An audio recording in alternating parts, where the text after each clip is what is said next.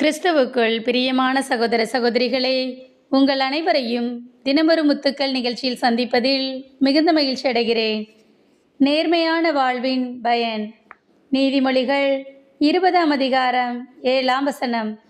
எவர் களங்கமற்ற நேர்மையான வாழ்க்கை நடத்துகிறாரோ அவருடைய பிள்ளைகள் அவரின் காலத்திற்கு பின் நற்பேறு பெறுவார்கள்.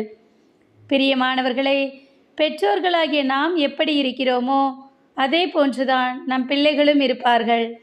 நாம் இறைவனுக்கு பயந்து உத்தமமான வழியிலே நடந்தால் நம் பிள்ளைகளும் நம்மை போன்று ஆசீர்வாதமாய் இருப்பார்கள். அவர்களின் வாழ்வும் செழிப்பாயிருக்கும். அவர்களின் சந்ததிகளும் ஆசீர்வதிக்கப்படும். நம் பிள்ளைகள் நம்மை பார்த்தே வளர்பவர்கள்.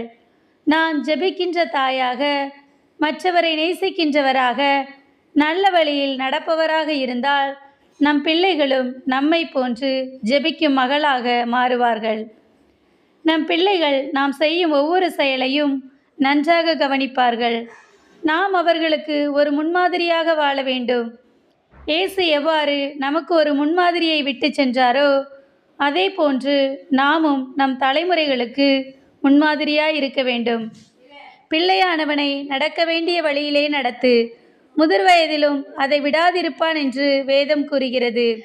ஆம், நம் பிள்ளைகளை சரியான வழியிலே நடத்தும் விதமாக நாம் இறைவனுக்கு பிரியமான வழியிலே நடந்தால் நாம் மட்டுமல்ல, நம் பிள்ளைகளும் பாக்கியவான்களாய் இருப்பார்கள்.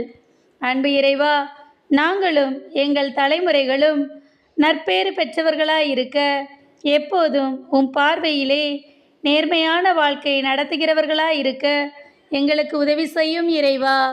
ஆமேன்.